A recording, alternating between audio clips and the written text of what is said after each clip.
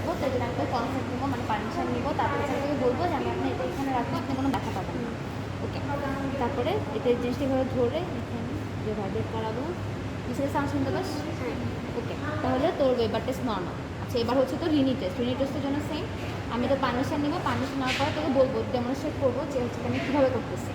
আমি বলবো যে ফার্স্টে আপনি আপনার এখানে মাস্টার প্রসেসের বোনটা মানে আর কি টার্নিং ফর্কটা প্লেস করবো, এবং আপনি যখন সাউন্ডটা হালকা হয়ে আসবে তখন আপনি হাত তুলবেন, ঠিক আছে? আচ্ছা, তারপর আমি এখানে রাখবো, আপনি সাউন্ড শুনতে পাচ্ছেন কিনা আমাকে বলবেন। আচ্ছা, তো সেম এই ভাইব্রেশন ক্রিয়েট করবো, শুনতে পাস? ভাইব্রেশন হচ্ছে না ঠিক মতো।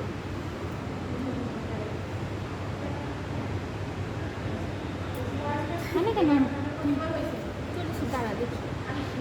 আচ্ছা, আর তুই প্লেস করতে পারিস না ঠিক মতো। আচ্ছা, মাস্টার